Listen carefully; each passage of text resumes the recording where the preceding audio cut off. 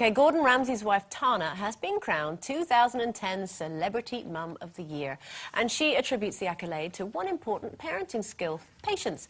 She explained that when kids get older and they get more secretive and into their teenage years, it can be tricky. But just being there, being their friend, helps. As they get older, that's the thing I'm learning all the time, is just listening. Some problems you might not think are a big deal are actually massive for them. But how tolerant are we when it comes to dealing with teenage angst? You've got a teenager, Lizzie. I've got 2 teenagers, and I know exactly where she's coming from. I completely agree with her, actually.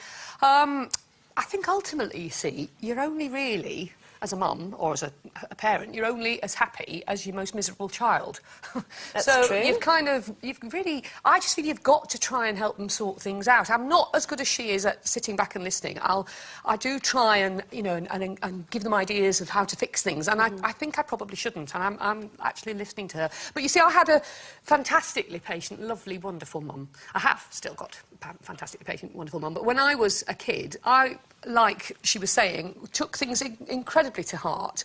And I remember I had this rabbit, my rabbit, and he died, this rabbit, and I was completely heartbroken, just totally I think it's the first time I'd encountered death, you see. And I took it all to heart. And she was so amazing about it, because I couldn't go to school, I was just in bits. And she had to write a note to say why I wasn't at school, and she put family bereavement. And I've always remembered that, because she understood how much it meant to me. And I try to be the same with my own kids, I really do. But when they're teenagers, though, aren't they just deliberately grumpy? Can't, you know, I mean... No, I don't they think are. so. They are. I know a couple of teenagers now, and, you know, if I... Is that who you're hanging around with now?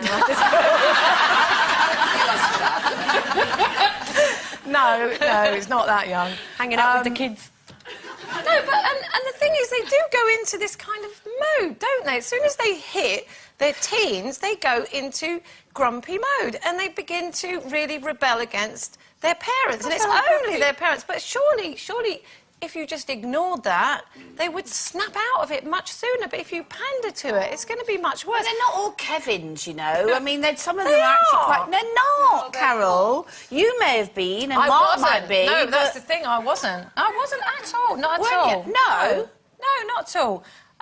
I can't remember being angst-ridden as a teenager. I just remember thinking how exciting it all was, you know, growing up and being allowed to go out and So were you not moody with your mum ever, then? No, I don't think I ever once said to my mum, I hate you. You know, that's what teenagers say to their mums, isn't it? No. I hate you. No, not all of them, obviously, but, you know, as a generalisation, they do tend to get I never said that to my parents. I think we'd all have been devastated and all just fallen down if any of us had shouted that at any of us. You know, I was very lucky as well. I had very loving parents, you know, who listened. And but I have to say, Did they talk to you about your angst, about how you were feeling? Well, I didn't tell them anything. I kept it all to myself and just sort of got on with it because I didn't want to bother them. Didn't want them to worry. I knew I could sort of figure things out on my own. But I do remember one time crying over a boyfriend or someone who I wanted to be my boyfriend who wouldn't or something. And I can remember it was actually my dad who gave me the biggest hug and cuddled me for ages and ages and ages and was just saying, oh, hen, if I could take it away, I would. But that you're just going, this is part of life. You know, I don't know why he was talking like that.